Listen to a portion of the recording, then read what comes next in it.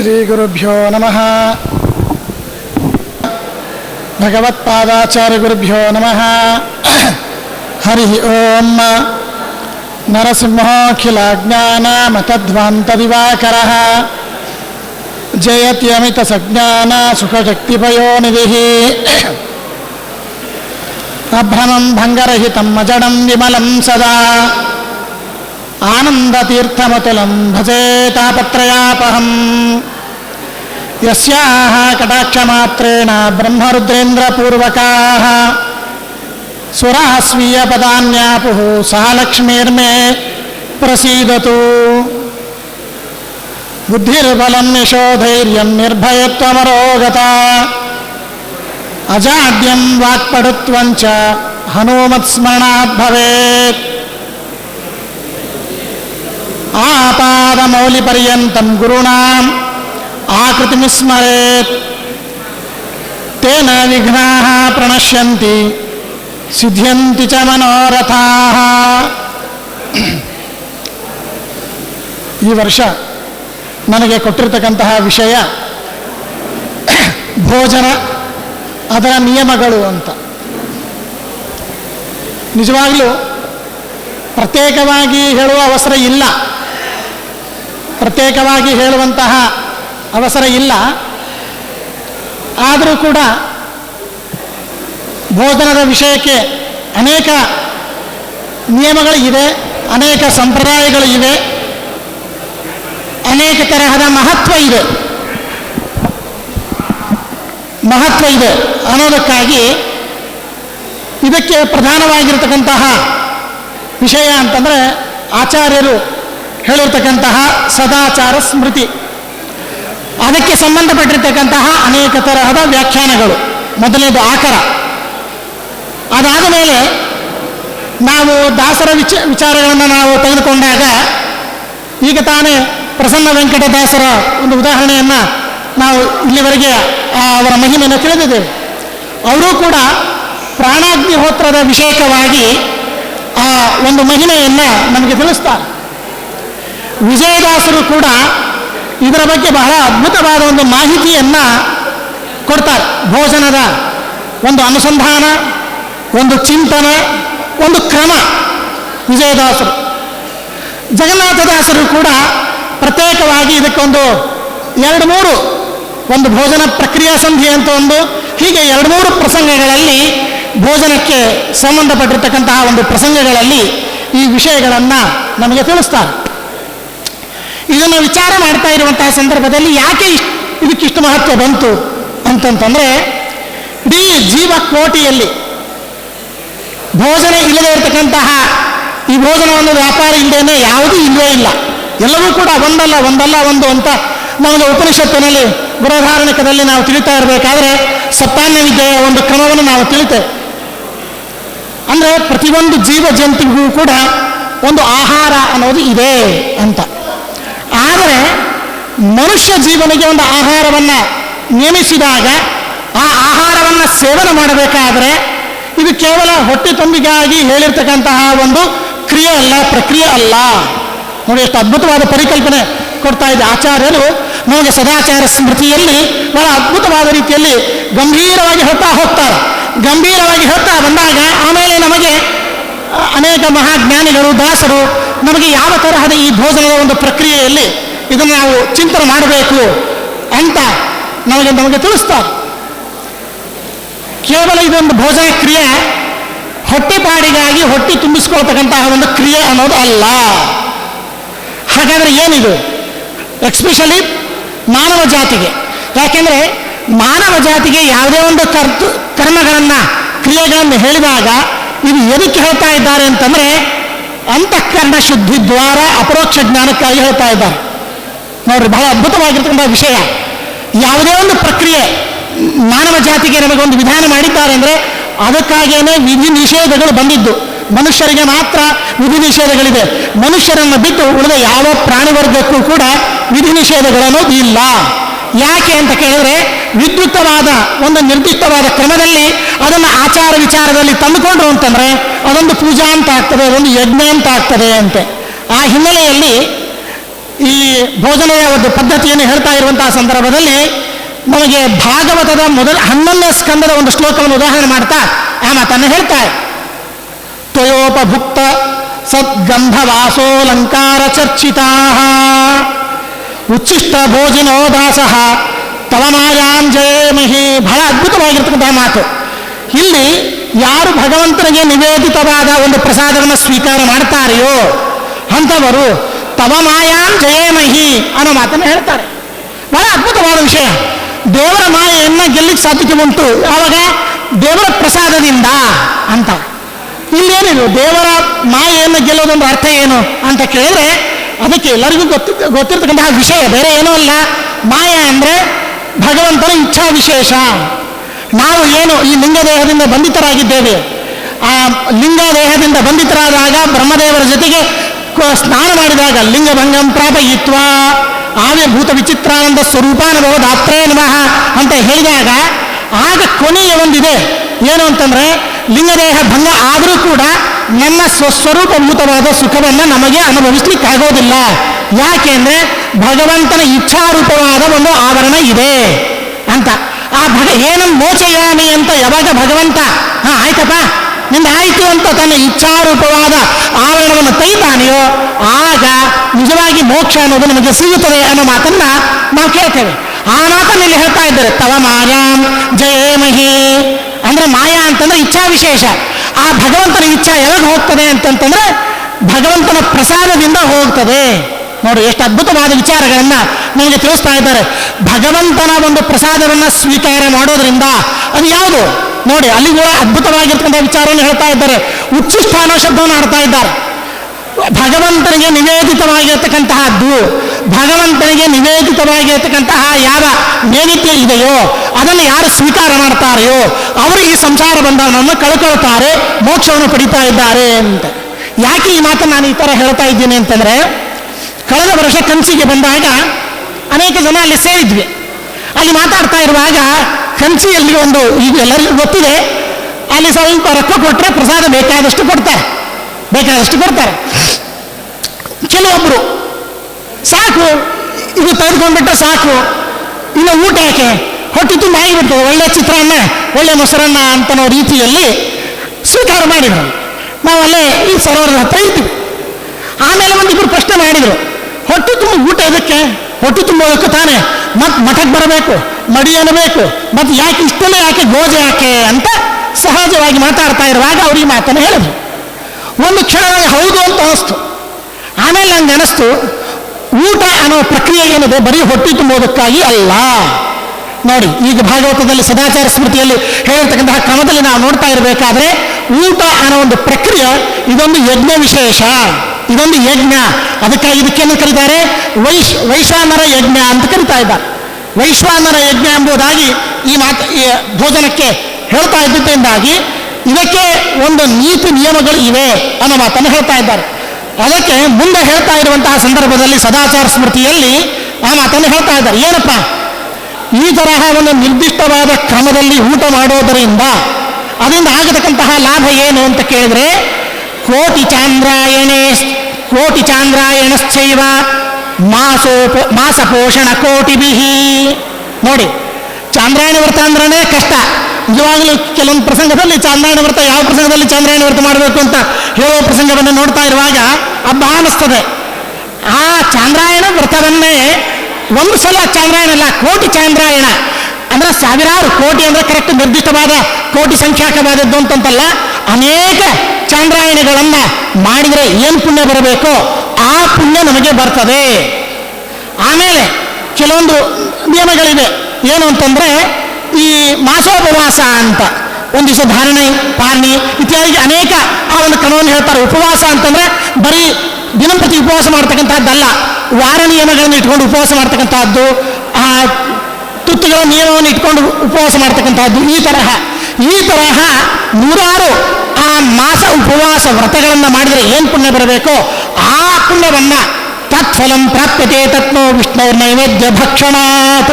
ನೋಡ್ರಿ, ದೇವರಿಗೆ ನಿವೇದಿತವಾಗಿರ್ತಕ್ಕಂತಹದನ್ನ ನಾವು ನಿರ್ದಿಷ್ಟವಾದ ಕ್ರಮದಲ್ಲಿ ಸ್ವೀಕಾರ ಮಾಡಿದರೆ ಕೋಟಿ ಚಾಂದ್ರಾಯಣ ವ್ರತ ಮಾಡಿದರೆ ಏನು ಪುಣ್ಯ ಬರಬೇಕು? ಜೊತೆಗೆ ಅನೇಕ ಮಾಸೋಪವಾಸ ವ್ರತಗಳನ್ನು ಮಾಡಿದರೆ ಏನು ಬರಬೇಕು ಆ ಪುಣ್ಯ ನಮಗೆ ಬರ್ತದೆ ಏನೋ ಮಾತನ್ನು ಹೇಳ್ತಾ ಇದ್ದಾರೆ. ಅದಕ್ಕೆ ಇಲ್ಲಿ ಸ್ವಲ್ಪ ಹರಿಕಥಾಮೃತ ಸಾರವನ್ನು ನೋಡ್ತಾ ಇರಬೇಕಾದ್ರೆ ಬಹಳ ಅದ್ಭುತವಾಗಿರ್ತಕ್ಕಂಥ ರೀತಿಯಲ್ಲಿ ಜಗನ್ನಾಥದಾಸರು ನಮಗೊಂದು ಚಿತ್ರದ ಕ್ರಮವನ್ನು ಹೇಳ್ತಾರೆ. ಅಲ್ಲಿ ಒಂದು ಮಾತನ್ನು ಹೇಳ್ತಾ ಇದ್ದಾರೆ, ಯಾರು ಈ ಕ್ರಮದಲ್ಲಿ ಈ ಅನುಸಂಧಾನಾತ್ಮಕವಾಗಿ ಈ ತರಹ ಊಟ ಮಾಡ್ತಾ ಇರ್ತಾರೆಯೋ ನೋಡಿ, ಅನುಸಂಧಾನಾತ್ಮಕವಾಗಿ ಯಾರು ಈ ಥರ ಊಟ ಮಾಡ್ತಾ ಇರ್ತಾರೆಯೋ ಅಂಥವ್ರಿಗೆ ನಿತ್ಯೋಪವಾಸ ನೆನ್ನಿ ಅನ್ನೋ ಮಾತನ್ನು ಹೇಳ್ತಾರೆ. ಅಂದರೆ ಈ ಅನುಸಂಧಾನಾತ್ಮಕವಾಗಿ ಯಾರು ಊಟ ಮಾಡ್ತಾರೋ ಅವರಿಗೆ ನಿತ್ಯೋಪವಾಸ ನೆನ್ನಿ ಅಂತ ಹೇಳಬೇಕಾದ್ರೆ, ಉಪವಾಸ ಅಂದರೆ ನಮಗೆ ಸಾಮಾನ್ಯವಾಗಿ ವ್ಯಾವಹಾರಿಕವಾಗಿ ನಾವು ನೋಡ್ತಾ ಇರುವಾಗ ನಮಗೆ ಗೊತ್ತಿರತಕ್ಕಂತಹ ವಿಷಯ ಏನು, ಉಪವಾಸ ಅಂದರೆ ಯಾವ ಆಹಾರಗಳನ್ನು ಸೇವನೆ ಮಾಡದೇ ಇರತಕ್ಕಂತಹ ಅವಸ್ಥಾ ವಿಶೇಷಕ್ಕೆ ಉಪವಾಸ ಅಂತ. ಆದರೆ ಜಗನ್ನಾಥದಾಸರು ಬಹಳ ವಿಚಿತ್ರವಾಗಿರ್ತಕ್ಕಂಥ ರೀತಿಯಲ್ಲಿ ಹೇಳ್ತಾರೆ, ನಿತ್ಯೋಪವಾಸ ನೆನ್ನಿ ಅಂತ. ಯಾವುದು ಒಳ್ಳೆ ಸುಗ್ರಾಸವಾದ ಭೋಜನ ಮಾಡ್ತಾ ಇರ್ತೇವೆ, ಸುಗ್ರಾಸವಾದ ಪಂಚಭಕ್ಷ ಭೋಜ್ಯಾದಿಗಳನ್ನು ಮಾಡ್ತಾ ಇರ್ತೇವೆ. ಅದಕ್ಕೆ ಹೇಳ್ತಾ ಇದ್ದ ಷಡ್ರಸೋಪೇತವಾಗಿರ್ತಕ್ಕಂಥದ್ದು 4 ಲೇಹ್ಯ, ಪಾಯ, ಖಾದ್ಯ, ಚೋಷ್ಯ ಅಂತ ಈ ತರಹ ಹಲ್ಲುಗಳಿಂದ ನಾಲಿಗೆಯಿಂದ ಮಿಶ್ರಿತವಾಗಿರ್ತಕ್ಕಂಥ ರೀತಿಯಲ್ಲಿ ಏನು 4 ತರಹದ ಅವಾಂತರವಾಗಿ 6 ರಸಗಳನ್ನು ನಾವೇನು ಸೇವನೆ ಮಾಡ್ತೀವಿ ನೋಡಿ, ಈ ತರಹ ಒಂದು ನಿರ್ದಿಷ್ಟವಾದ ಕ್ರಮಕ್ಕೆ ಸೇವನೆ ಮಾಡೋದಕ್ಕೆ ನಿತ್ಯೋಪವಾಸ ನೆನ್ನಿ ಅನ್ನೋ ಮಾತನ್ನು ಹೇಳ್ತಾರೆ. ಮುಂದೆ ಆ ಮಾತನ್ನು ನಾವು ತಿಳಿಯೋಣಂತೆ. ಆ ರೀತಿಯಲ್ಲಿ ಮುಂದೆ ಸ್ಕಂದ ಪುರಾಣದ ಒಂದು ವಚನವನ್ನು ಕೊಟ್ಟು ಹೇಳ್ತಾ ಇದ್ದಾರೆ. ಈಗ ಸಾಮಾನ್ಯವಾಗಿ ಒಂದು ಕ್ರಮ ಇದೆ, ಎಲ್ಲಿ ಅಂತಂದರೆ ಎಲ್ಲಿ ಅಡಿಗೆ ಇರ್ತದೆ ಅಲ್ಲೇ ಹೋಗಿ ನೈವೇದ್ಯ ಮಾಡ್ತಕ್ಕಂಥದ್ದು ಒಂದು ಕ್ರಮ. ಇನ್ನೊಂದು ಸಣ್ಣ ಸಣ್ಣ ಪಾತ್ರೆಗಳನ್ನು ಮಾಡಿಕೊಂಡು ಆ ಪಾತ್ರೆಗಳಲ್ಲೇ ತಂದು ಮಾಡ್ತಕ್ಕಂಥದ್ದು ಇನ್ನೊಂದು ಕ್ರಮ. ಇಲ್ಲ ಆ ಯಾವ ಪಾತ್ರೆಗಳನ್ನು ಕೂಡ ತರಲಿಕ್ಕಾಗೋದಿಲ್ಲ, ಒಂದು ತಟ್ಟೆಯಲ್ಲೇ ತಂದು ನೈವೇದ್ಯ ಮಾಡ್ತಕ್ಕಂಥದ್ದು ಮತ್ತೊಂದು ಕ್ರಮ ಅಂತ. ಇದರಲ್ಲಿ ಶಾಸ್ತ್ರ ಒಂದು ಮಾತನ್ನು ಹೇಳ್ತಾ ಇದೆ. ಸ್ಕಾಂದ ಪುರಾಣ ವಚನವನ್ನು ಕೊಟ್ಟು ಈ ಮಾತನ್ನು ಹೇಳ್ತಾ ಇದ್ದಾರೆ. ಸಾಧ್ಯ ಆದರೆ ಎಲ್ಲ ಪಾತ್ರೆಗಳನ್ನು ತಂದು ಇಟ್ಟು ಅದನ್ನೇ ದೇವರ ಎದುರಿಗೆ ನಿವೇದನೆ ಮಾಡೋದು ಉತ್ತಮ ಪಕ್ಷ. ಅದು ಒಬ್ಬರು ಇಬ್ಬರು ಇದ್ದಾಗ ಮನೆಯಲ್ಲಿ ಈ ಥರ ಮಾಡ್ಕೊಳ್ಬೋದು. ದೇವರ ಎದುರಿಗೇನೆ ಪಕ್ಕದಲ್ಲಿ ಅಡಿಗೆ ಮನೆ ಇರ್ತದೆ, ಸಣ್ಣ ಸಣ್ಣ ಪಾತ್ರೆಗಳು ಇರ್ತದೆ, ಅಲ್ಲಿ ತಂದು ಯೂಸ್ ಮಾಡ್ಬೋದು. ಆದರೆ ದೊಡ್ಡ ದೊಡ್ಡ ಜನ ಇದ್ದಾಗ, ಈ ಥರ ಸಮಾರಂಭಗಳಾದಾಗ, ಈ ತರಹ ಕಾರ್ಯಕ್ರಮಗಳಾದಾಗ ದೊಡ್ಡ ದೊಡ್ಡ ಪಾತ್ರೆಗಳನ್ನು ತರಲಿಕ್ಕಂತೂ ಸಾಧ್ಯ ಇಲ್ಲ. ಉಪಪಾತ್ರೆಗಳು ಅಂತ ಉಪಪಾತ್ರೆಗಳನ್ನ ಇಟ್ಟುಕೊಂಡು ದೇವರ ಎದುರಿಗೆ ಇಡಬೇಕು ಅಂತ ನೋಡ್ರಿ. ದೇವರ ಪದಾರ್ಥಗಳು ಎಲ್ಲಿರ್ತದೆ ಅಲ್ಲಿಗೆ ಹೋಗಿ ನೈವೇದ್ಯ ಮಾಡೋದು ಒಂದು ಕ್ರಮ ಇದೆ. ಆದರೆ ಅದು ಅಷ್ಟು ಪ್ರಶಸ್ತವಲ್ಲ ಅಂತ ಹೇಳ್ತಾರೆ. ಅಷ್ಟು ಪ್ರಶಸ್ತವಲ್ಲ ಅಂತ. ಎಲ್ಲಿ ಪದಾರ್ಥಗಳಿದೆ ಅಲ್ಲೇ ಹೋಗಿ ಹಾಗತಕ್ಕಂಥದ್ದು ಯೋಗ್ಯನೇ ಇಲ್ಲ ಅಂತ ಅನ್ನೋದಿಲ್ಲ. ಅದಕ್ಕಿಂತಲೂ ಕೂಡ ಎಲ್ಲಿ ಅಂತಂದರೆ ತುಳಸಿ ಮಿಶ್ರಿತಂ ವಿಶೇಷತಃ ಪಾದಜೇಲೇನ ಸಿಕ್ತನ್ಯ ಪುರತಃ ನಿತ್ಯಂ ಪುರತಃ ಮುರಾರೇಹೇ. ಆ ಪರಮಾತ್ಮನ ಮುಂಭಾಗದಲ್ಲಿ ಯಾರು ಇಟ್ಟು ದೇವರಿಗೆ ಅರ್ಪಣೆ ಮಾಡ್ತಾರೆಯೋ, ಪರಮಾತ್ಮನ ಮುಂಭಾಗದಲ್ಲಿ ಇಟ್ಟು ದೇವರಿಗೆ ನಿವೇದನೆ ಯಾರು ಮಾಡಿ ಆ ತರಹದ ಆ ನೈವೇದ್ಯ ವಿಶೇಷವನ್ನು ಯಾರು ಭಕ್ಷಣೆ ಮಾಡ್ತಾರೆಯೋ ಅದರಲ್ಲಿ ವಿಶೇಷವಾಗಿ ಏನಾಗಿರಬೇಕು, ಪ್ರಥಮ ದೇವರಿಗೆ ನಿವೇದನೆ ಮಾಡಬೇಕಾದ್ರೆ ದ್ವಾದಶ ಸ್ತೋತ್ರವನ್ನು ಹೇಳುವಂತಹ ಒಂದು ಶಿಷ್ಟಾಚಾರ ಪ್ರಾಪ್ತವಾಗಿರ್ತಕ್ಕಂತಹದ್ದು. ಆ ರೀತಿಯಲ್ಲಿ ದೇವರಿಗೆ ಸಮರ್ಪಣೆ ಮಾಡ್ತಾ ಸಾಕ್ಷಾತ್ ಪದ್ಮಾವತಿ ನಿಜವಾಗಲೂ ನೈವೇದ್ಯ ಮಾಡಬೇಕಾದ್ರೆ ನಾವು ಯಾರೂ ನೈವೇದ್ಯ ಮಾಡೋರಲ್ಲ, ಎಲ್ಲ ನಿಮಿತ್ತ ಲಕ್ಷ್ಮೀದೇವಿಗೆ ಒಯ್ದು ಕೊಡಬೇಕು, ಲಕ್ಷ್ಮೀದೇವಿ ಹೋಗಿ ನಿವೇದನೆ ಮಾಡಬೇಕು. ಹಾಗೆ ಇಲ್ಲಿ ಪದ್ಮಾವತಿ ದೇವಿ ಬಂದಿದ್ದಾಳೆ. ಶುಕ್ರವಾರ ಸಾಯಂಕಾಲ ಈ ಜ್ಞಾನ ಕಾರ್ಯ ನಡೀತಾ ಇರುವಾಗ ಆ ಲಕ್ಷ್ಮೀದೇವಿ ಇಲ್ಲಿ ತಾನಾಗೆ ದರ್ಶನಕ್ಕೆ ಬಂದಿದ್ದಾಳೆ. ಪ್ರತ್ಯೇಕವಾಗಿ ನೀವು ಯಾರು ದರ್ಶನಕ್ಕೆ ಬರೋ ಕಾರಣ ಇಲ್ಲ, ನಾನೇ ನಿಮ್ಮ ಹತ್ರ ಬರ್ತೇನೆ ಎಂಬುದಾಗಿ ಲಕ್ಷ್ಮೀದೇವಿ ಪದ್ಮಪ್ರಿಯೆ ಎನ್ನುವ ರೀತಿಯಲ್ಲಿ ಪದ್ಮಪ್ರಿಯೇ ಪದ್ಮನಿ ಪದ್ಮಹಸ್ತೆ ಪದ್ಮಾನನೇ ಪದ್ಮದಲಾಯ ವಿಷಯಗಳನ್ನು ನೈವೇದ್ಯ ಹಾಗೂ ನಿಯಮ, ಭೋಜನ ಹಾಗೂ ನಿಯಮದ ವಿಷಯಗಳನ್ನು ನಾವು ತಿಳಿತಾ ಇರುವಂತಹ ಸಂದರ್ಭದಲ್ಲಿ ಆ ನೈವೇದ್ಯವನ್ನು ನಾವು ದೇವರ ಎದುರಿಗೆ ಯೋಷ್ಣಾತಿ ನಿತ್ಯಂ ಪುರತೋ ಮುರಾರೇ ಪ್ರಾಪ್ನೋತಿ ಯಜ್ಞಾಯುತ ಕೋಟಿ ಪುಣ್ಯನ್ನ. ದೇವರ ಮುಂಭಾಗದಲ್ಲಿ ಒಂದು ಮಂಡಲವನ್ನು ಮಾಡಿ ಅಲ್ಲಿ ತುಳಸಿ ಮಿಶ್ರಿತವಾಗಿರ್ತಕ್ಕಂತಹ ಅರ್ಥಾತ್ ಪಾದೋದಕವನ್ನು ಪ್ರೋಕ್ಷಣ ಮಾಡಿ, ಶಂಖೋದಕದಿಂದ ಪ್ರೋಕ್ಷಣ ಮಾಡಿ ತುಳಸಿಯನ್ನು ಹಾಕಿ ದೇವರಿಗೆ ನಿವೇದನೆ ಮಾಡಿರ್ತಕ್ಕಂತಹ ಯಾವ ನೈವೇದ್ಯ ಇದೆಯೋ ಅದನ್ನು ಯಾರು ಸ್ವೀಕಾರ ಮಾಡ್ತಾರೆಯೋ ಅವರು 10,000 ಯಜ್ಞಗಳನ್ನು ಮಾಡಿದರೆ ಏನು ಪುಣ್ಯ ಬರಬೇಕೋ ಆ ಪುಣ್ಯ ಬರ್ತದೆ ಎನ್ನುವುದಾಗಿ ಈ ಮಾತನ್ನು ಹೇಳ್ತಾ ಇದ್ದಾರೆ. ನಾವು ಸಾಮಾನ್ಯವಾಗಿ ಕೆಲವೊಂದು ನಿಯಮಗಳನ್ನು ನಾವು ತಿಳಿದಿದ್ದೇವೆ. ದೇವರ ಪೂಜೆ ಮಾಡ್ತಾ ಇರುವಂತಹ ಸಂದರ್ಭದಲ್ಲಿ ನೈವೇದ್ಯದ ಒಂದು ಪ್ರಸಂಗದಲ್ಲಿ ಒಂದು ಸ್ವಾಮಿಗಳು ಪೂಜೆ ಮಾಡ್ತಾ ಇರಬೇಕಾದ್ರೆ ಒಂದು ಮಡಿಯನ್ನು ಅಥವಾ ಒಂದು ಶೆಲೆಯನ್ನು ಅಡ್ಡ ಇಟ್ಟು ಬಿಡ್ತಾರೆ. ದೇವಸ್ಥಾನಗಳಲ್ಲಿ ನೈವೇದ್ಯದ ಒಂದು ಪ್ರಸಂಗದಲ್ಲಿ ಒಂದು ಕರ್ಟನೆ ಹಾಕಿಬಿಡ್ತಾರೆ ಅಥವಾ ಬಾಗಿಲು ಮುಚ್ಚಿಬಿಡ್ತಾರೆ. ಇದು ಕೇವಲ ದೇವರಿಗಿಷ್ಟೇ ಸೀಮಿತ ಅಲ್ಲ, ನಮಗೂ ಕೂಡ ಈ ತರಹ ಮಾಡಬೇಕು ಅನ್ನೋ ಮಾತನ್ನ, ಅರ್ಥಾತ್ ಪರದೆ ಹಾಕಬೇಕು ಅನ್ನೋ ಅರ್ಥದಲ್ಲಿ ಹೇಳ್ತಾ ಇಲ್ಲ. ಯಾವ ಹಿನ್ನೆಲೆಯಲ್ಲಿ ಆ ಮಾತನ್ನು ಹೇಳ್ತಾ ಇದ್ದಾರೆ ಅಂದರೆ, ನಾವು ಊಟ ಮಾಡುವಂತಹ ಪ್ರಸಂಗವನ್ನ ಮತ್ತೊಬ್ಬರು ನೋಡಬಾರದು, ಮತ್ತೊಬ್ಬರಿಗೆ ಕಾಣುವಂತೆ ನಾವು ಊಟ ಮಾಡಬಾರದು ಅಂತ.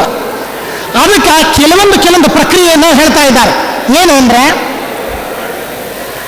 ಕೆಲವೊಂದು ನಾವು ಏಕಾಂತದಲ್ಲೇ ಮಾಡಬೇಕು, 4 ಮಂದಿ ನೋಡೋ ಹಾಗೆ ಮಾಡೋದಲ್ಲ ಅಂತೆ. ಹಾಗೆ ಊಟವೂ ಕೂಡ ನಾವು ಕೆಲವೊಂದು ಹೇಳ್ತಾ ಇದ್ದಾರೆ. ದೇವಲ ಹಾರೀತ ಅಂತ, ಇಬ್ಬರು ದೇವಲರು ಹಾರೀತರು ಅಂತ ಅವರ ಒಂದು ವಚನವನ್ನು ಕೊಟ್ಟು ನಮಗೆ ಆ ಮಾತನ್ನು ಹೇಳ್ತಾ ಇದ್ದಾರೆ. ಆಹಾರ ಅಂದರೆ ಆಹಾರ ಸೇವನೆ ಮಾಡಬೇಕಾದ್ರೆ ಏಕಾಂತದಲ್ಲಿ ಸೇವನೆ ಮಾಡಬೇಕು ಅಂತ, 4 ಮಂದಿ ನೋಡೋ ಹಾಗೆ ತೆಗೆದುಕೊಳ್ಳಬಾರದು ಅನ್ನೋ ಮಾತನ್ನು. ಜೊತೆಗೆ ವಿಹಾರ ಮಾಡಬೇಕಾದ್ರೂ ಕೂಡ 4 ಮಂದಿ ನೋಡೋ ಹಾಗೆ ಮಾಡ್ತಕ್ಕಂಥದ್ದಲ್ಲ ಅಂತ. ಅದೇ ನೋಡೋದು ನಾನು ಮಾಡ್ತೇನೆ ಅಂತಂದರೆ ಅದಕ್ಕೆ ಪ್ರತಿಕೂಲವಾದ ಫಲವನ್ನು ಹೇಳಿದ್ದಾರೆ. ಏನು ಪ್ರತಿಕೂಲವಾದ ಫಲ ಅಂತ ಕೇಳಿದ್ರೆ, ಯಾರು ಆಹಾರವನ್ನಾಗಲಿ ಅಥವಾ ವಿಹಾರವನ್ನಾಗಲಿ ಗೋಪ್ಯದಲ್ಲಿ ಮಾಡಂಗಲ್ಲ ಅಂಥವರು ಪ್ರದರ್ಶನ ರೂಪದಲ್ಲಿ ಯಾರು ಮಾಡ್ತಾರೆಯೋ ಅಂಥವರಲ್ಲಿ ಸಂಪತ್ತು ಮತ್ತು ಕಾಂತಿ ಎರಡೂ ಕೂಡ ಹಾಳಾಗುತ್ತದೆ ಅನ್ನೋ ಮಾತನ್ನು ಹೇಳ್ತಾ ಇದ್ದಾರೆ. ಪ್ರಕಾಶೇ ಹ್ರಿಯತೆ ಶ್ರಿಯ, ಸಂಪತ್ತಿನಿಂದ ಹಾಳಾಗ್ತಾರೆ, ಕಾಂತಿಯಿಂದ ಹಾಳಾಗುತ್ತಾರೆ ಅನ್ನೋ ಮಾತನ್ನ ಹೇಳ್ತಾ ಇದ್ದಾರೆ. ಹೀಗಾಗಿ ಅಂದರೆ ಅದಕ್ಕಾಗಿ ನೈವೇದ್ಯದ ಪ್ರಸಂಗದಲ್ಲಿ ಅಟ್ಲೀಸ್ಟ್ ನಾವು ಯಾರಿಗೂ ಈ ಥರ ಆಗದೇ ಇದ್ರೂ ಕೂಡ ಆ ಒಂದು ಪರದೆಯನ್ನಾದರೂ ದೇವರ ನೈವೇದ್ಯದ ದೇವರ ಪೂಜೆಯ ಪ್ರಸಂಗದಲ್ಲಿ ಆ ಪರದೆಯನ್ನು ಇಡಬೇಕು ಅನ್ನೋ ದೃಷ್ಟಿಯಲ್ಲಿ ಇರತಕ್ಕಂಥದ್ದು. ಆ ರೀತಿಯಲ್ಲಿ ನಾವು ಕೂಡ 4 ಮಂದಿಗೆ ಪ್ರದರ್ಶನದ ರೀತಿಯಲ್ಲಿ ಮಾಡ್ತಕ್ಕಂಥದ್ದು ಅಲ್ಲ ಅನ್ನೋ ರೀತಿಯಲ್ಲಿ ಹೇಳ್ತಾ ಇದ್ದಾರೆ. ಸರಿ, ಈ ತರಹ ದೇವರ ನಿವೇದಿತವಾದ ಪ್ರಸಾದವನ್ನು ಸ್ವೀಕಾರ ಮಾಡಬೇಕು ಅಂತ ಆಯ್ತು. ಸ್ವೀಕಾರ ಮಾಡಬೇಕಾದ್ರೆ ನಾವು ಯಾವ ಥರ ಊಟಕ್ಕೆ ಕೂಡಬೇಕು, ಯಾವ್ಯಾವ ಡೈರೆಕ್ಷನಲ್ಲಿ ಕೂಡಬೇಕು. ವಿದಿಕ್ಷುಗಳು. ವಿದಿಕ್ಷು ಅಂತಂದರೆ ಕೋಣಗಳು ಅಂತ. ಆಗ್ನೇಯ, ಈಶಾನ್ಯ, ನೈಋತ್ಯ ಮತ್ತು ವಾಯವ್ಯ, ಇವು ಕೋಣಗಳು ಅಂತ ಕರೀತಾರೆ, ವಿದಿಕ್ಷು ಅಂತ ಕರೀತಾರೆ. ದಿಕ್ಷು ಅಂತಂದರೆ ಪೂರ್ವ, ಪಶ್ಚಿಮ, ದಕ್ಷಿಣ, ಉತ್ತರ ಅಂತ. ಯಾವ ದಿಕ್ಕಿನಲ್ಲಿ ಊಟಕ್ಕೆ ಕೂತ್ರೆ ಏನು ಲಾಭ, ಇದನ್ನು ಕೃಷ್ಣಾಚಾರ್ಯ ಸ್ಮೃತಿ ಮುಕ್ತಾವಳಿಯಲ್ಲಿ ಕೂಡ ಅದನ್ನು ವಿಶದವಾಗಿ ನಮಗೆ ತಿಳಿಸ್ತಾರೆ. ಉಳಿದ ಪ್ರಸಂಗಗಳಲ್ಲಿ ಕೂಡ ಇದರ ಬಗ್ಗೆ ಒಂದು ವಿಶಿಷ್ಟವಾದ ಕ್ರಮದಲ್ಲಿ ನಮಗೆ ಹೇಳ್ತಾ ಇದ್ದಾರೆ. ಆ ಊಟಕ್ಕೆ ಕೂಡ್ತಾ ಇರಬೇಕಾದರೆ ಅಲ್ಲಿ ಒಂದು ನಿಯಮ ಇದೆ. ಈ 4 ವರ್ಣದವರೆಗೂ ಕೂಡ ಪಾತ್ರೆಗಳನ್ನು ನಾವು ಹಾಕ್ತೇವೆ. ಊಟಕ್ಕೆ ಮಾಡಬೇಕಾದ್ರೆ ಮಂಡಲ ಮಾಡ್ಕೊಳ್ಬೇಕಲ್ಲ, ಮಂಡಲ ಮಾಡ್ಕೊಳ್ತಾ ಇರುವಂತಹ ಸಂದರ್ಭದಲ್ಲಿ 4 ವರ್ಣದವರಿಗೆ ಈ ನಿಯಮ, ಕೆಲವೊಂದು ನಿಯಮಗಳು ಕೇವಲ ಕೆಲವೊಂದು ವಿಷಯ ಒಂದು ಅಗ್ರವರ್ಣದವರಿಗೆ ಸಂಬಂಧಪಟ್ಟಿದ್ದಾದರೂ ಕೂಡ ಕೆಲವೊಂದು ನಿಯಮ 4 ವರ್ಣದವರಿಗೆ. 4 ವರ್ಣದವರು ಅಂದರೆ ಬ್ರಾಹ್ಮಣ, ಕ್ಷತ್ರಿಯ, ವೈಶ್ಯ ಮತ್ತು ಶೂದ್ರ. ಕೆಲವೊಂದು ವಿಚಾರಗಳು 4 ವರ್ಣದವರಿಗೆ, ಕೆಲವೊಂದನ್ನು ಕೇವಲ ಅಗ್ರವರ್ಣದವರಿಗೆ, ಅರ್ಥಾತ್ ಬ್ರಾಹ್ಮಣ, ವೈಶ್ಯ, ಕ್ಷತ್ರಿಯ. ಅದರಲ್ಲಿ ಕೂಡ ಮತ್ತೆ ಫಿಲ್ಟರ್ ಮಾಡ್ತಾರೆ, ಅದರಲ್ಲಿ ಕೂಡ ಸಾರವನ್ನು ತೆಗಿತಾರೆ. ಇಲ್ಲಿ ಪ್ರಾಸಂಗಿಕವಾಗಿ ಇಲ್ಲಿ ಮಂಡಲದ ಲಕ್ಷಣ. ನಾವು ಊಟಕ್ಕೆ ಎಲೆ ಹಾಕ್ಕೊಳ್ತೇವಲ್ಲ, ಎಲೆನೋ ತಟ್ಟೆನೋ ನಾವು ಹಾಕ್ಕೊಳ್ತೇವಲ್ಲ, ಎಲೆನೋ ತಟ್ಟೆನೋ ಹಾಕ್ಕೊಂಡಾಗ ಮಂಡಲವನ್ನು ಮಾಡಬೇಕು. ಯಾವ ತರಹ ಮಂಡಲ ಮಾಡಬೇಕು ಅಂತ ಹೇಳಿದಾಗ ಇಲ್ಲಿ ಒಂದು ಮಾತನ್ನು ಒಂದು ಕ್ರಮದಲ್ಲಿ ಹೇಳ್ತಾ ಹೋಗ್ತಾರೆ. ಬೇರೆ ಬೇರೆ ಪ್ರಸಂಗಗಳಿದ್ದಾಗ ಬೇರೆ ಬೇರೆ ಮಂಡಲಗಳನ್ನು ವಿಧಾನ ಮಾಡ್ತಾರೆ, ಅದು ಬೇರೆ ಪ್ರಸಂಗದಲ್ಲಿ ಹೇಳ್ತಾರೆ. ಇಲ್ಲಿ ಸಾಮಾನ್ಯ ಆಕಾರವಾಗಿ ಇಲ್ಲಿ ಈ ಮಾತನ್ನು ಹೇಳ್ತಾ ಇದ್ದಾರೆ. ಸಾಮಾನ್ಯ ಆಕಾರವಾಗಿ ಇಲ್ಲಿ ಹೇಳ್ತಾ ಇದ್ದದರಿಂದಾಗಿ ಇಲ್ಲಿ ನಮಗೆ ಬ್ರಾಹ್ಮಣನಾಗಿದ್ದ ಅಂತಂದರೆ ಚತುರಸ್ರ ಮಂಡಲವನ್ನು ಮಾಡಿಕೊಳ್ಬೇಕು. ಚತುರಸ್ತ್ರಂ ತ್ರಿಕೋಣಂಚ ವರ್ತುಲಂ ಚ ಅರ್ಧಚಂದ್ರಕಂ ವರ್ಣಾನಾಂ ಆನುಪೂರ್ವೇಣ ಬ್ರಾಹ್ಮಣಾದಿಷು ಮಂಡಲಂ. ನೋಡಿ, ಸಾಮಾನ್ಯಾಕಾರವಾಗಿ ಇಲ್ಲಿ ಈ ಮಾತನ್ನು ಹೇಳಿದರು. ಬ್ರಾಹ್ಮಣನಾದವು ಸ್ಕ್ವೇರ್ ಮಂಡಲ ಮಾಡ್ಕೊಳ್ಬೇಕು, ಚತುರಸ್ರಾಕಾರವಾಗಿ ಮಾಡ್ಕೊಳ್ಬೇಕು ಅಂತ. ಕ್ಷತ್ರಿಯ, ವೈಶ್ಯ, ಶೂದ್ರ, ತ್ರಿಕೋಣ, ವರ್ತುಲ, ಅರ್ಧಚಂದ್ರಾಕಾರವಾಗಿ ಅಂತ ಇದು ಸಾಮಾನ್ಯಾಕಾರವಾಗಿ ಹೇಳಿದರು. ಇನ್ನು ಕೆಲವೊಂದು ಪ್ರಸಂಗಗಳಲ್ಲಿ ಶ್ರಾದ್ದದ ಪ್ರಸಂಗ ಬಂತು, ದಿನಗಳ ಪ್ರಸಂಗ ಇದೆ. ಹಾಗಾಗಿ ಅಲ್ಲಲ್ಲಿ ಬ್ರಾಹ್ಮಣರೇ ಊಟಕ್ಕೆ ಕೂಡುವಂತಹ ಪ್ರಸಂಗ ಇರ್ತದೆ.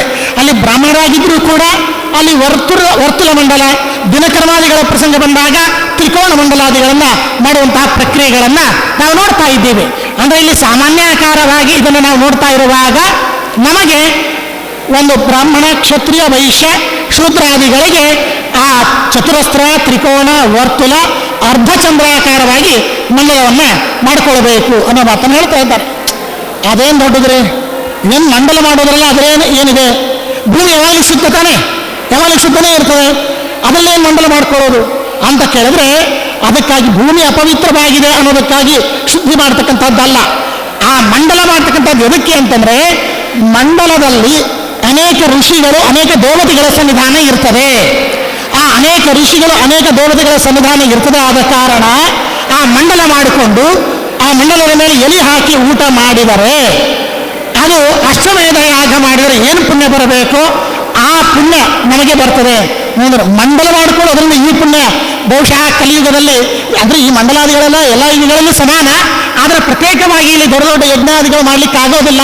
ಆದರೆ ಆ ಪುಣ್ಯದಿಂದ ಇವರನ್ನ ವಂಚಿತರನ್ನಾಗಿ ಮಾಡೋದು ಬೇಡ ಇರೋ ಹಿನ್ನೆಲೆಯಲ್ಲಿ ಈ ಮಾತನ್ನು ಹೇಳ್ತಾ ಇದ್ದಾರೇನೋ ಅಂತ ಅನಿಸ್ತದೆ.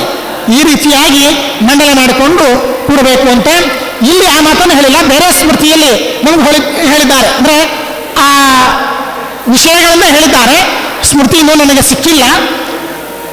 ನಾವೇ ಊಟಕ್ಕೆ ಕೂಡೋದಾಗಿತ್ತಂದ್ರೆ ಬಲ ಕೈಯಿಂದ ಮಂಡಲ ಮಾಡಬೇಕು ಅಂತ ಹೇಳಿ ಬೇರೆಯವರು ಕೂಡ್ತಾ ಇದ್ರೆ ಬಲಗೈಯಿಂದ ಮಂಡಲ ಮಾಡಬೇಕು ಅಂತ, ನಾವೇ ಕೂಡ್ತಾ ಇದ್ರೆ ಎಡಗೈಯಿಂದ ಮಾಡಬೇಕು ಅಂತ ಅನ್ನೋದು ಒಂದು ಸಂಪ್ರದಾಯ ಬಂದಿದೆ. ವಿಚಾರ ಮಾಡ್ತಾ ಇದ್ದೇನೆ. ಆ ವಚನ ಪರ್ಫೆಕ್ಟ್ ಆಗಿ ಕಂಠತಃ ಹೇಳುವಂತಹ ವಚನ ನನಗಿನ್ನೂ ಸಿಕ್ಕಿಲ್ಲ. ಆದರೂ ಅನೇಕ ಸತ್ಸಂಪ್ರದಾಯವನ್ನ ಈ ತರಹ ನಾವು ನೋಡ್ತಾ ಇದ್ದೇವೆ. ಇನ್ನೊಂದು ವಿಶೇಷ ಏನು ಅಂತಂದ್ರೆ ಊಟಕ್ಕೆ ಕೂಡುವಂತಹ ಪ್ರಸಂಗದಲ್ಲಿ ಕೈಕಾಲು ತೊಳ್ಕೊಳ್ಬೇಕು ಅನ್ನೋ ಮಾತನ್ನು ಹೇಳ್ತಾ ಇದ್ದಾರೆ. ಬಹಳ ವಿಚಿತ್ರವಾದ ಅಂದ್ರೆ ಒಂದು ಆಚಾರ ವಿಚಾರದಲ್ಲಿ ಬಂದಿದೆ, ಆದರೆ ಇದೇ ಕಾರಣ ಅಂತ ನಮ್ಗೆ ಗೊತ್ತಿಲ್ಲ. ನಮಗೆ 5 ಅಂಶ ಒದ್ದೆಯಾಗಿ ಇರಬೇಕು ಅಂತ. ಇನ್ನೊಂದು ಮಾತು, ನಾವು ಮಲ್ಕೊಳ್ತಾ ಇರಬೇಕಾದ್ರೆ ಕೈಕಾಲು ತೊಳ್ಕೊಳ್ತೀವಿ ನೋಡಿ, ಮಲ್ಕೊಳ್ಬೇಕಾದ್ರೆ ಕೈಕಾಲು ತೊಳ್ಕೊಂಡಾಗ ಕಾಲು ಒರೆಸ್ಕೊಂಡೇ ಮಲ್ಕೊಳ್ಬೇಕು ಅಂತ. ಕಾಲು ಒರೆಸ್ಕೊಂಡೇ ಮಲ್ಕೊಂಡ್ರೆ ಲಕ್ಷ್ಮೀದೇವಿ ಸಿಟ್ಟಿಗೆ ಬರ್ತಾಳೆ ಅಂತ ಅಲ್ಲೇ ಹಂಗೆ ಹೇಳ್ತಾರೆ ಮಲ್ಕೊಳ್ಳುವ ಪ್ರಸಂಗದಲ್ಲಿ. ಇಲ್ಲಿ ಊಟ ಕೂಡುವಂತಹ ಪ್ರಸಂಗದಲ್ಲಿ ಇಲ್ಲಿ ಬೇರೆ ಹೇಳ್ತಾರೆ. ಇಲ್ಲಿ ಏನು ಅಂತಂದ್ರೆ ಪಂಚಾದ್ರೋ ಭೋಜನಂ ಕುರ್ಯಾತ್ ಪ್ರಾಂಗುಖೋ ಮೌನಮಾಸ್ಥಿತ ಹಸ್ತೋ ಪಾದೋ ತದೇವಾಸ್ಯಂ ಯೇಷು ಪಂಚಾರ್ದ್ರತಾ ಮತ ಅಂತ ವ್ಯಾಸರ ಒಂದು ಮಾತನ್ನು ಉಲ್ಲೇಖ ಮಾಡ್ತಾ ಸದಾಚಾರ ಸ್ಮೃತಿಯಲ್ಲಿ ಈ ಮಾತನ್ನು ಹೇಳ್ತಾರೆ. ಕೈ ಕಾಲುಗಳನ್ನು ತೊಳ್ಕೊಂಡಿರ್ಬೇಕು, ಬಾಯಿ ಮುಕ್ಕಳಿಸಿರ್ಬೇಕು ಅಂತ. ಅಂದ್ರೆ ಕೈ 2 ಕಾಲುಗಳು 2 ಕೈಗಳು ಆಮೇಲೆ ಬಾಯಿ ಮುಕ್ಕಳಿಸಿರ್ತಕ್ಕಂಥದ್ದು ಅಂತ. ಅಂದ್ರೆ ಇವು ನಾವು ಹೇಗೆ ಬೇರೆ ಪ್ರಸಂಗದಲ್ಲಿ ಹೋದಾಗ ಕೈ ಕಾಲುಗಳನ್ನು ತೊಳ್ಕೊಂಡಾಗ ಕೈ ಒರೆಸ್ಕೊಳ್ತೀವಲ್ಲ ಆ ತರಹ ಒರೆಸ್ಕೊಳ್ಳೋದಲ್ಲ, ಸುಮ್ಮನೆ ಕೈ ಕಾಲು ತೊಳ್ಕೊಂಡಿರ್ತೀವಿ ಹಾಗೆ ಬರಬೇಕು ಅಂತ ಆ ಮಾತನ್ನ ಹೇಳ್ತಾ ಇದ್ದಾರೆ. ಈ ರೀತಿಯಾಗಿ ಊಟ ಮಾಡಬೇಕು ಅಂತ ಮಾತನ್ನ ಒಳ್ಳೆ ಆಸನದ ಮೇಲೆ ಕೂತು ಮಾಡಬೇಕು ಅನ್ನೋ ಮಾತನ್ನ ಹೇಳ್ತಾ ಇದ್ದಾರೆ. ಇಲ್ಲಿ ಇನ್ನೊಂದು ಮಾತನ್ನು ನಮಗೆ ತಿಳಿಸ್ತಾ ಇದ್ದಾರೆ. ಏನು ಅಂದ್ರೆ ಊಟಕ್ಕೆ ಕೂಡ್ತಾ ಇರಬೇಕಾದ್ರೆ ಬಹುಶಃ ಒಂದು ಕಡೆ ಒಂದು ಸ್ಮೃತಿಯಲ್ಲಿ ಈ ಮಾತನ್ನು ನಾವು ಕಂಡಿದ್ದೇವೆ, ಆದರೆ ಬಹಳ ಸಂಪ್ರದಾಯದಲ್ಲಿ ಅದನ್ನು ಕಂಡಿಲ್ಲ. ಊಟ ಮಾಡಬೇಕಾದ್ರೆ ಚಂಡಿಕೆಯನ್ನು ಬಿಚ್ಚಬೇಕು ಅನ್ನೋ ಮಾತನ್ನು ಇದೆ. ಚಂಡಿಕೆ ಗಂಟು, ಅದಕ್ಕೆ ಇಲ್ಲಿ ನಮಗೆ ಸುಮಾರು 5 ಪ್ರಸಂಗಗಳಲ್ಲಿ ಚಂಡಿಕೆಯ ಗಂಟನ್ನು ಬಿಚ್ಚಬೇಕು ಅನ್ನೋ ಮಾತನ್ನು ಹೇಳ್ತಾ ಇದ್ದಾರೆ. ನಿದ್ರಾ ಸಂದರ್ಭದಲ್ಲಿ, ವಿಹಾರದ ಸಂದರ್ಭದಲ್ಲಿ, ಭೋಜನದ ಪ್ರಸಂಗದಲ್ಲಿ ಇತ್ಯಾದಿಯಾಗಿ ನನಗೆ ಆ ಮಾತನ್ನು ಹೇಳ್ತಾ ಇದ್ದಾರೆ.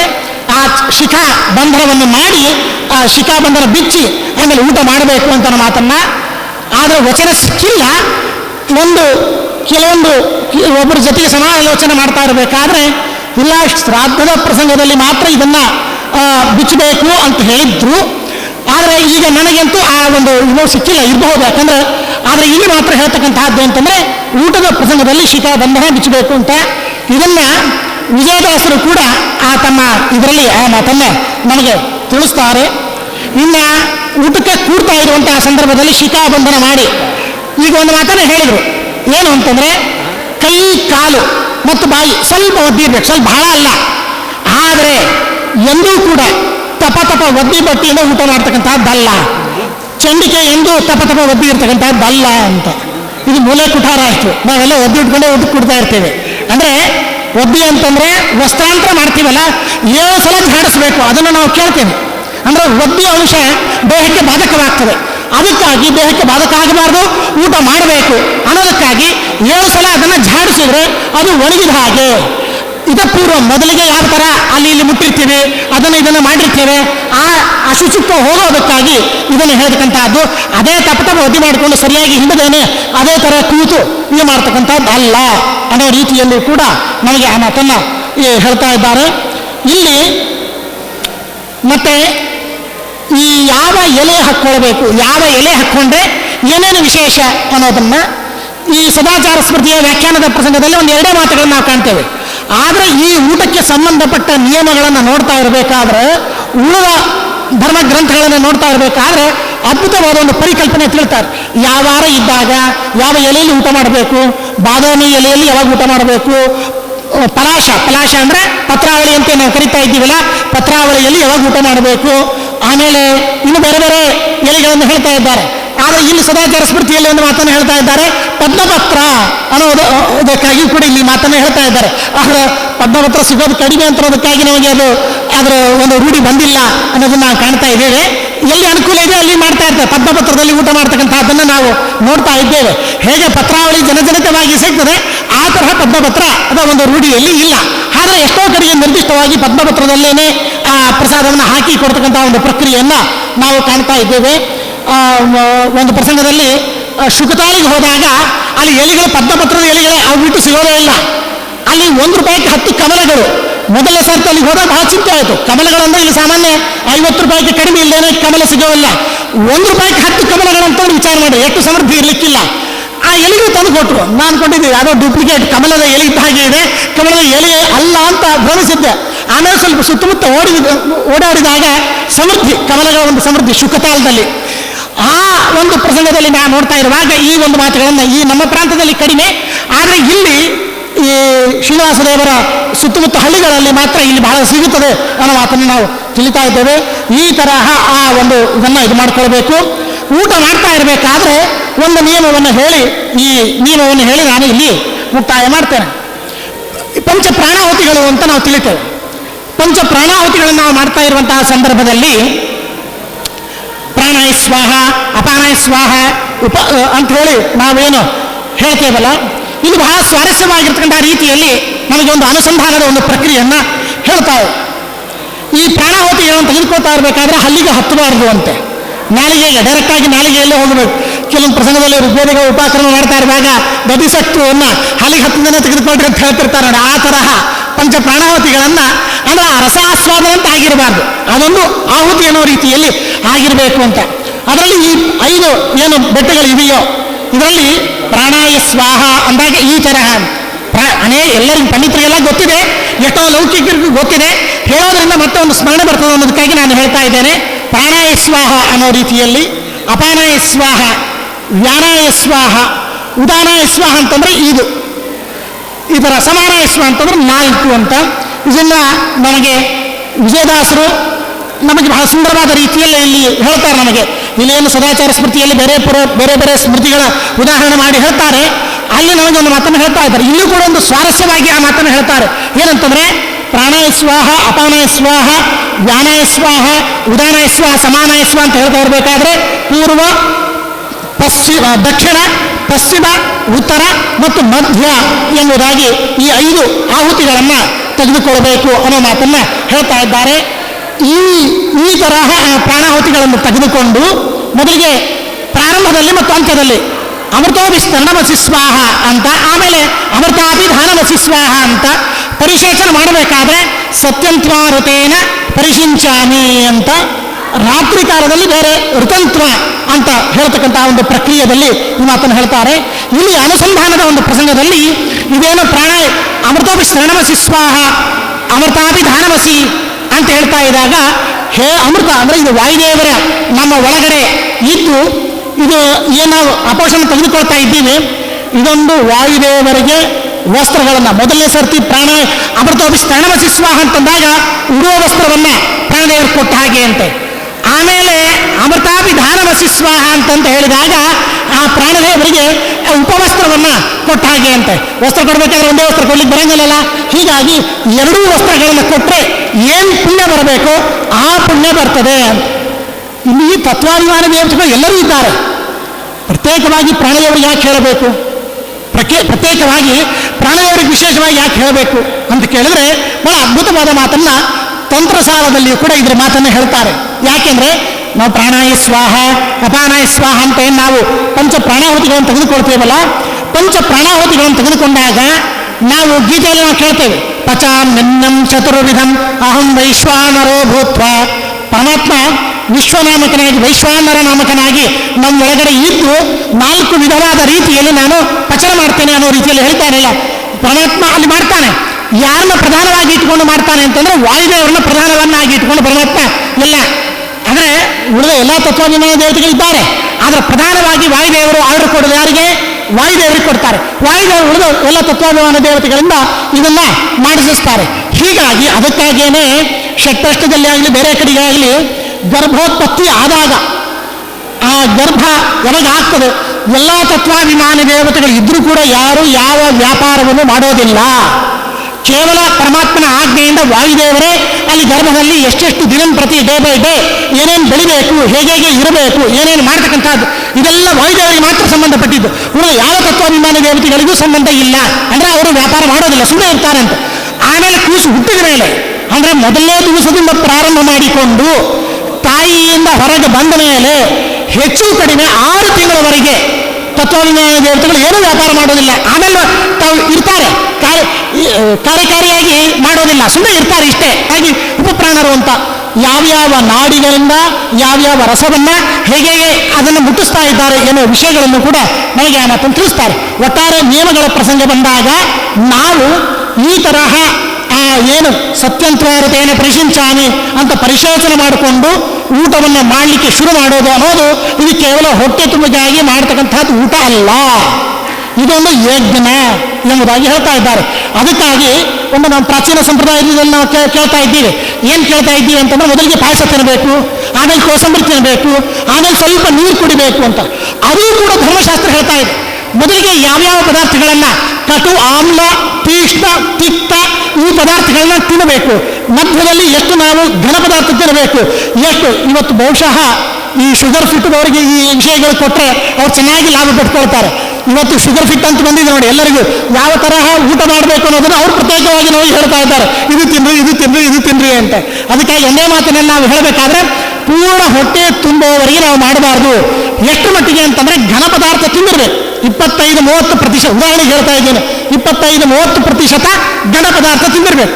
ಆಮೇಲೆ ಒಂದು 20, ಉದಾಹರಣೆಗೆ ಹೇಳ್ತಾ ಇದ್ದೀನಿ, ಒಂದು 20% ಸ್ವಲ್ಪ ದ್ರವ ಪದಾರ್ಥವನ್ನು ತೆಗೆದುಕೊಂಡಿರಬೇಕು ಅಂತ. ಊಟ ಆದಮೇಲೂ ಕೂಡ ಒಂದು 4 ತುತ್ತು ತಿನ್ನಲಿಕ್ಕೆ ಮತ್ತೆ ಸ್ಥಳ ಅವಕಾಶ ಇರಬೇಕು ಅನ್ನೋ ಮಾತನ್ನು ಹೇಳ್ತಾ ಇದ್ದಾರೆ. ಅದಕ್ಕಾಗಿ ನಾವು ವಾಸುದೇವರನ್ನು ಚಿಂತನೆ ಮಾಡಬೇಕು. ಅದಕ್ಕಾಗಿ ಇಲ್ಲಿ ಒಂದು ಮಾತನ್ನು ಹೇಳ್ತಾ ಇದ್ದಾರೆ, ಪಂಚರೂಪಗಳಲ್ಲಿ ಅನಿರುದ್ಧ, ಪ್ರದ್ಯುಮ್ನ, ಸಂಕರ್ಷಣ, ವಾಸುದೇವ ಮತ್ತು ನಾರಾಯಣ ಈ ಪಂಚರೂಪಗಳಲ್ಲಿ ಈ ವಿಶೇಷವಾಗಿ ಯಾರು ಹೊಟ್ಟಿ ಒಳಗೆ ಹಸುವಿನೇ ಇಲ್ಲ, ಅವಕಾಶನೇ ಇಲ್ಲ ಅಂತಂದ್ರೆ ಏನು ಮಾಡ್ತೀವಿ? ಇಲ್ಲಪ್ಪ ಹೊಟ್ಟೆ ಜಾಗನೇ ಇಲ್ಲ, ಏನು ಮಾಡೋದು ಅಂತ. ಆಗ ವಾಸುದೇವನಿಗೆ ಪ್ರಾರ್ಥನೆ ಮಾಡಬೇಕು ಅಂತ. ಯಾಕೆಂದ್ರೆ ಹೊಟ್ಟೆ ಒಳಗಡೆ ಇದ್ದು ಅವಕಾಶವನ್ನು ಮಾಡಿಕೊಡ್ತಕ್ಕಂಥವ್ರು ಯಾರು ಅಂದ್ರೆ ವಾಸುದೇವ ರೂಪಿಯಾದ ಪರಮಾತ್ಮ. ಅವಕಾಶ ಪ್ರದಹ ಒಳಗಡೆ ನಮಗೆ ಆ ಸ್ಪೇಸನ್ನು ಕೊಟ್ಟು ಇದು ಮಾಡ್ತಕ್ಕಂಥವ್ರು ಯಾರಂದ್ರೆ ವಾಸುದೇವ ಅಂತ. ಭೋಜ್ಯವಾದ ಪದಾರ್ಥಗಳಲ್ಲಿ ಭೋಕ್ತೃಗಳಲ್ಲಿ ನಾವು ನಮ್ಮಲ್ಲಿ ಅನಿರುದ್ಧ ಮತ್ತು ನಾರಾಯಣ, ಅನಿರುದ್ಧ ನಾರಾಯಣನಾಗಿ ಭೋಕ್ತೃಗಳಲ್ಲಿ ಅನಿರುದ್ಧ ಮತ್ತು ನಾರಾಯಣ ರೂಪದಿಂದ ಇದ್ದು ಚೆನ್ನಾಗಿದೆ ಅಂತ ಒಂದು ಅನುಭೂತಿ ಬರಬೇಕಲ್ಲ. ಚೆನ್ನಾಗಿತ್ತು, ಚೆನ್ನಾಗಿ ತಿಂದ್ವಿ ಅನ್ನೋ ಅನುಭವವನ್ನು ತಂದು ಕೊಡ್ತಕ್ಕಂಥವ್ರು ಯಾರು ಅಂತಂದ್ರೆ ಅನಿರುದ್ಧ ಮತ್ತು ನಾರಾಯಣ. ಇನ್ನು ಉಳಿದವರು ಇಬ್ರು ಯಾರು? ಪ್ರದ್ಯುಮ್ನ ಮತ್ತು ಸಂಕರ್ಷಣ. ಇವರೇನ್ ಮಾಡ್ತಾರೆ? ಭೋಜ್ಯವಾದ ಪದಾರ್ಥಗಳಲ್ಲಿ ಇರ್ತಾರೆ. ಭೋಜ್ಯವಾದ ಪದಾರ್ಥಗಳಲ್ಲಿ ಪ್ರದ್ಯುಮ್ನ ಮತ್ತು ಸಂಕರ್ಷಣ, ಭೋಕ್ತೃವಿನಲ್ಲಿ ಅನಿರುದ್ಧ ಮತ್ತು ನಾರಾಯಣ, ಭೋಕ್ತೃವಿನ ಅವಕಾಶದಲ್ಲಿ ವಾಸುದೇವ ನಾಮಕನಾಗಿ ಇದ್ದು ನಮಗೆ ಇದು ಮಾಡ್ತಾನೆ. ಯಾರು ಇದು ಬಹಳ ಇದೆ, ಆದರೆ ಪ್ರಾಸಂಗಿಕವಾಗಿ ಈ ಮಾತನ್ನು ಹೇಳ್ತಾ, ಯಾರು ನಿರ್ದಿಷ್ಟವಾದ ಕ್ರಮದಲ್ಲಿ ಈ ತರ ಚಿಂತನೆ ಮಾಡ್ತಾರೋ ಅವರಿಗೆ ನಿತ್ಯೋಪವಾಸ ನೆನ್ನಿ ಅಂತ ಹೇಳ್ತಾರೆ ಜಗನ್ನಾಥದಾಸರು. ನೋಡಿ, ಉಪವಾಸ ಅಂದ್ರೆ ಒಂದು ಪ್ರಕರಣ ನಾವೇನು ತಿಳಿತೀವಿ, ಉಪವಾಸ ಅಂದ್ರೆ ಎಲ್ಲ ಬಿಡೋದು ಅಂತ. ಆದರೆ ಇದು ಸುಗ್ರಾಸ ಭೋಜನ ಮಾಡ್ತಾ ಇದ್ದೀವಿ. ಇವತ್ತು ಸುಗ್ರಾಸ ಭೋಜನ ಆಯ್ತಲ್ಲಿ, ಈ ಚಿಂತನೆ ಮಾಡಿದ್ರೆ ಇದು ನಿತ್ಯೋಪವಾಸ ಆಯಿತು ಅಂತೆ. ಅಂದ್ರೆ ಆ ಒಂದು ದೇವರ ಹತ್ರ ನಿತ್ಯೋಪವಾಸ ಅಂದ್ರೆ ಏನು? ಬೇರೆ ಅಲ್ಲ, ಭಗವಂತನ ಹತ್ರ ಒಯ್ಯೋದು ಅಂತ ಅರ್ಥ. ಉಪವಾಸ ಅಂದ್ರೆ ಹತ್ತಿರಕ್ಕೆ ಒಯ್ಯೋದು ಅಂತ ಅರ್ಥ. ಈ ಥರ ಚಿಂತನ ಪೂರ್ವಕವಾದ ರೀತಿಯಲ್ಲಿ ನಾವು ಊಟ ಮಾಡಿದರೆ ಏನಾಗ್ತದೆ? ತವ ಮಾಯಾಂಜಯೇಮಹಿ, ಈ ಸಂಸಾರ ಬಂಧನವನ್ನ ತೆಗೆದುಕೊಳ್ಳಿಕ್ಕೆ ಇದೊಂದು ದೊಡ್ಡ ಮಹತ್ತರವಾದ ಸಾಧನೆ ಆಗ್ತದೆ. ಇದು ಕೇವಲ ಹೊಟ್ಟೆ ತುಂಬಿಸಿಕೊಳ್ತಕ್ಕಂತಹ ಉಳಿದ ಪ್ರಾಣಿಗಳಲ್ಲಿ ಇರುವಂತಹ ನಿಯಮ ಮಾತ್ರ ನಿಯಮದಂತೆ ಅಲ್ಲ, ಇದೊಂದು ದೊಡ್ಡ ಯಜ್ಞ. ಅದಕ್ಕಾಗಿ ವೈಶ್ವಾನರ ಯಜ್ಞ ಎಂಬುದಾಗಿ ಈ ಮಾತನ್ನ ತಿಳಿಸ್ತಾ ಇದ್ದಾರೆ. ಅನೇಕ ಸಂಗ್ರಹಗಳಿವೆ, ಆದರೆ ಸಮಯದ ನಿರ್ಬಂಧದ ಅನುಗುಣವಾಗಿ 2 ಮಾತುಗಳನ್ನು ನಾನು ತಿಳಿಸಲಿಕ್ಕೆ ಪ್ರಯತ್ನ ಪಟ್ಟಿದ್ದೇನೆ. ಗಟ್ಟಿ ಆಚಾರ್ಯರಿಗೆ ಮತ್ತು ಪದಾಧಿಕಾರಿಗಳಿಗೆ ಇಲ್ಲಿರ್ತಕ್ಕಂತಹ ಪ್ರತಿಯೊಬ್ಬರಿಗೂ ಕೂಡ ಅನೇಕ ಅರ್ಪಣಮಸ್ತು. ಶ್ರೀಕೃಷ್ಣ ಅರ್ಪಣಮಸ್ತು. ಪಂಡಿತರಾದ ಲಕ್ಷ್ಮೀನಾರಾಯಣಾಚಾರ್ಯರು ಸತ್ಯಜ್ಞಾನ ವಿದ್ಯಾಪೀಠದಲ್ಲಿ ಅಧ್ಯಯನ ಮಾಡಿ ಹೈದರಾಬಾದಿನಲ್ಲಿ ವಿಶೇಷವಾದ ಒಂದು ಹೈಗ್ರೀವ ದೇವರ ದೇವಸ್ಥಾನವನ್ನು ನಿರ್ಮಾಣ ಮಾಡಿ ಅಲ್ಲಿ ನಿರಂತರವಾಗಿ ಪಾಠ ಪ್ರವಚನವನ್ನು ನಡೆಸ್ತಾ ಇದ್ದಾರೆ. ಇವತ್ತು ಅವರು ನಮ್ಮ ಈ ಸಭೆಯಲ್ಲಿ ಭೋಜನದ ನಿಯಮಗಳು ಅನ್ನೋದಕ್ಕೆ ಬಹಳ ಸಂಗ್ರಹ ಮಾಡಿ ಆ ಒಂದು ವಿಷಯವನ್ನು ನಿರೂಪಣೆ ಮಾಡಿದ್ದಾರೆ. ಅವರಿಗೆ ವಿಶೇಷವಾದ ಕೃತಜ್ಞತೆಯನ್ನು ಸಭಾದ ವತಿಯಿಂದ ಸಲ್ಲಿಸ್ತಾ ಇದ್ದೇವೆ. ರಾಘವೇಂದ್ರ ರಾಯರು ಅವರಿಗೆ ಸನ್ಮಾನವನ್ನು ಮಾಡಬೇಕು ಅಂತ ಕೇಳ್ತಾ ಇದ್ದೇನೆ.